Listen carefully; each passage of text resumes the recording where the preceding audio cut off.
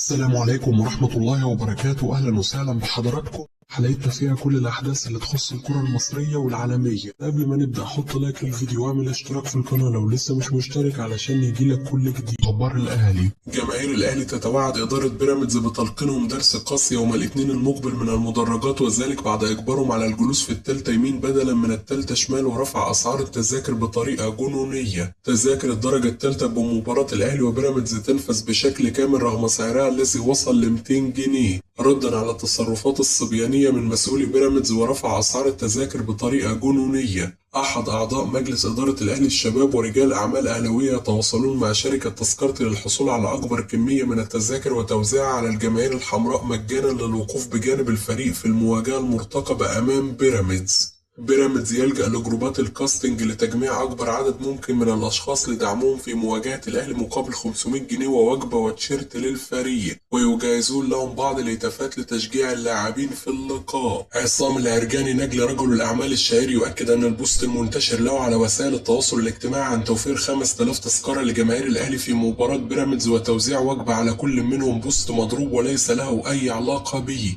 وأنه لم ينشر على صفحته أي شيء يخص هذا الأمر، وأن جماهير الأهلي أكبر من ذلك. سامي قمصان وميشيل ينكن يدعمون الشناوي ويطالبوه بضرورة عدم التركيز مع الانتقادات الحادة له في الفترة الأخيرة والضغط الذي يحاول البعض تصديره له للتأثير على تركيزه. شكوى تاو من الكدمة القوية في القدم التي تعرض لها في نهاية مواجهة فيوتشر وعدم قدرته على استكمال التدريبات أمس يؤكد أن الجهاز الفني قد يبعده عن مواجهة الألمونيوم لتجنب تفاقم الإصابة قبل مواجهة بيراميدز بالدوري. بيراميدز يستطلع رأي أحمد القندوسي في الانضمام للفريق في يناير المقبل أو بنهاية الموسم المقبل الرحيل عن الأهلي نهائيا لأي نادي خلال الأيام القادمة، ومصدر مقرب من اللاعب يؤكد أن القندوسي رفض الرد عليهم. الشمال القطري يبدأ في التفاوض مع لاعب آخر بعد اقتراب صفقة القندوسي من الفشل بسبب تردد اللاعب في الانضمام لهم. الأهلي يتسلم الزي الجديد الذي سيرتديه في الموسم المقبل تمهيدا للإعلان عنه الفترة القادمة. ديني زغرب الكرواتي يحاول ضم كيفن كارلوس الذي ارتبط اسمه بالأهلي مؤخرا. الأهلي ينفي اقترابه من التعاقد مع لاعب عراقي في الانتقالات الصيفية. الأهلي يؤكد أن اسم زينهو جانو لاعب منتخب غينيا بيساو ضمن الأسماء المرشحة فقط للانضمام للفريق، وليس هناك أي مفاوضات مع اللاعب في الوقت الحالي.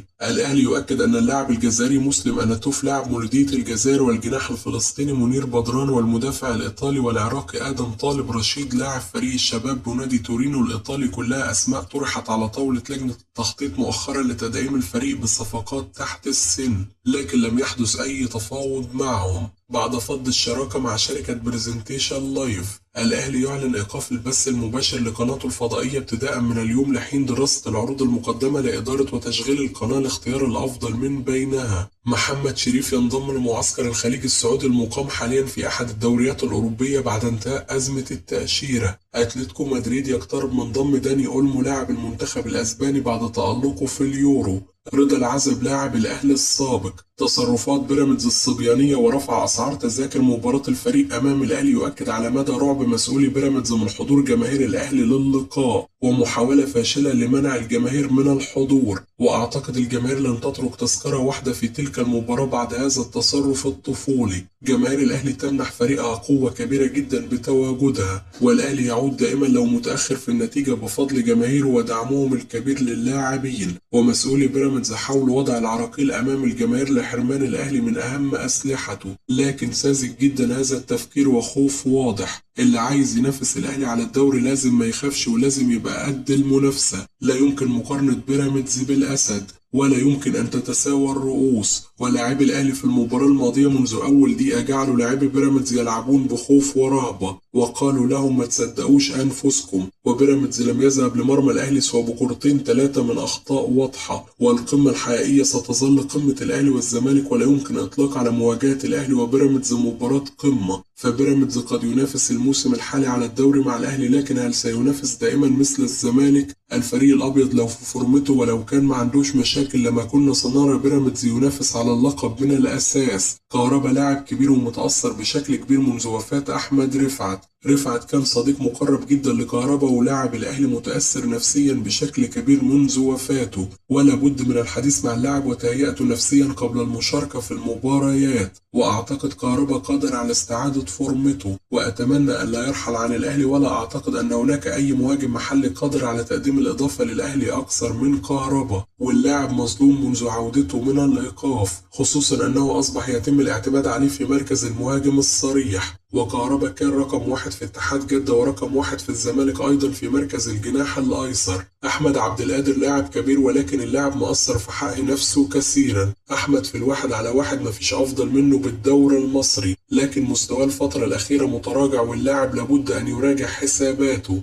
إبراهيم سعيد. محمد الشناوي في الفترة الأخيرة من سيء لأسوأ. الشناوي حارس كبير، ولو في مستواه الطبيعي لا يمكن أن يدخل مرماه مثل هذه الأهداف التي يستقبلها مؤخرا. لا أفهم سر سرحانه وعدم تركيزه. الشناوي أصبح أي تسديدة عليه بجول، وهذا أمر غريب جدا على واحد من أفضل الحراس في تاريخ مصر. هدف مودرن فيوتشر كان من تسديدة ضعيفة جدا، ولو الشناوي مركز يطلعها بكل سهولة. في هدفي بيراميدز الذين سكنوا شباك وخروجه من مرماه كان خطأ أيضا، ولا أعلم ماذا حدث له. قرارات الشناوي كلها الفترة الأخيرة خطأ، وبسبب عدم تركيزه قد يضيع مجهود الفريق بالكامل، خصوصا أن مركزه حساس جدا. وأعتقد أن مصطفى شوبير الأفضل حاليا لقيادة الفريق أساسيا، وأنا كنت ضد عودة الشناوي للمشاركة أساسيا بعد عودته من الإصابة مباشرة. كان من الأفضل أن يتم تجهيزه بشكل جيد حتى لا يظهر بهذه الصورة. مصطفى شوبير كان متألق وكان يسير بشكل جيد، ولم يكن هناك أي داعي للاستعجال في عودة الشناوي للمشاركة. لا أحمل الشناوي مسؤولية الهدف الذي سكن شباكه أمام فيوتشر بشكل كامل، فالمدافعين كان لهم دور أيضا، ولكن أنا أتحدث عن مستوى الشناوي بشكل عام وليس في المباراة الأخيرة فقط. شريف عبد الفضيل. محمد الشناوي يلعب الفترة الأخيرة وهو مضغوط بشكل كبير، وتواجد حارس مميز مثل مصطفى شوبير على مقاعد البدلاء والجماهير تثق فيه وتطالب بتواجده أساسيا يزيد الضغط على الحارس الأول. الشناوي حارس كبير وشخصية جيدة، ولكن الفترة الأخيرة أثبتت أنه بيتأثر بالضغوط بعكس عصام الحضري، والذي في فترة من الفترات تعاقد الأهلي مع نادر السيد للضغط عليه ونجح في أنه يجلسه بديلا له. وتأثر الشناوي بالضغوط لا يقلل منه، فالكرة ملهاش كبير. ذهن الشناوي واضح انه متأثر، وكلامه مع نفسه يؤكد ذلك. ميدو. مباراة بيراميدز القادمة لو الأهلي فاز بها سيتوج بالدوري بشكل رسمي، وبيراميدز معنويا لن يقدر على الاستمرار في المنافسة في حال الهزيمة. مباراة سيراميكا كليوباترا ستكون صعبة على الأحمر أيضا، لأن أيمن الرمادي يستطيع لعب المباريات القوية، وباقي المباريات التي سيلعبها الأهلي في المتناول. موقف بيراميدز الأخير ورفع أسعار التذاكر ممكن يستفز الجمهور ويأتي بنتائج عكسية، وأعتقد بعد هذا القرار سيحضر عدد كبير جدا من جمهور الأهلي، وعليهم أن يتوقعوا أن الملعب سيمتلئ، ويجب على لاعبي بيراميدز أن يستعدوا نفسيا لهذا الأمر بشكل جيد. أرى أن بيراميدز تم وضع أمامه كل العوائق الممكنة بالفترة الماضية، منها إيقاف محمد الشيبي ورمضان صبحي، والآن يضع العوائق ضد الأهلي وجمهوره عندما جاءت لهم الفرصة. يجب أن يتواجد رمضان صبحي في المباراة المقبلة أمام الأهلي، ولكن لا أعتقد أنه سيبدأ اللقاء نظرا لعدم الجاهزية، ولكن يجب أن يكون له دور. على المدير الفني البيراميدز استغلال دوافع رمضان صبحي بالشكل الصحيح، وفي رأيي إذا بدأ المباراة سيتأثر بالضغوط، لكن في وقت من الأوقات عندما يشارك سيكون قادر على تغيير نتيجة المباراة. يجب أن يكون هناك تحقيق في الأمر، وأتمنى أن يحصل رمضان صبحي على حقه، ولكن الأهم من ذلك تهيئته نفسيا قبل العودة للملاعب، فلا نريد أن نكرر نفس أخطائنا. رمضان صبحي شخصية قوية، وأتمنى أن لا يؤثر عليه ما حدث وأن يركز ويحصل على حقه في الملعب. محمد الشناوي حارس كبير حتى لو هناك أخطاء، لكنه يبقى الحارس الأول. الشناوي لم يتعود على وجود شخص ينافسه، وإذا ظهر بمستوى سيء يشارك بدلا منه. محمد الشناوي في المباريات الأخيرة واضح أنه تأثر بالضغوط بسبب عدم ظهوره بمستوى جيد، وهو لم يعتاد على ذلك. ومصطفى شوبير هادئ جدا ويتعامل مع الموقف بشكل ناضج، وأرى أنه يجب مشاركته أساسيا، خاصة أنه أكثر جاهزية في الفترة الحالية. هل الشناوي لا يستحق من الجمهور أن يصبر عليه بعد العودة من الإصابة؟ ممكن، ولكن هذا الكلام يكون عندما تتواجد في نادي صغير، ولكن ليس هناك وقت للصبر أو الحصول على فرصة بسبب تأثر نتائج الفريق، وكرة القدم لا يوجد بها عواطف. وعلى كل لاعب أن يثبت نفسه في كل مباراة من أجل أن يستحق الحصول على فرصة. كل الناس يدعمون الشناوي ويريدون أن يكون في أحسن حال، ولكن عليه أن يساعد نفسه ويعود لمستواه أيضا. هدف مودرن سبورت لم يكن من المفترض أن يدخل مرمى حارس كبير مثل الشناوي. هو تحرك متأخرا وفتح زاوية للاعب، وهذا ليس التركيز المعتاد منه. كده تكون انتهت أخبارنا، نشوفكم على خير في حلقة جديدة.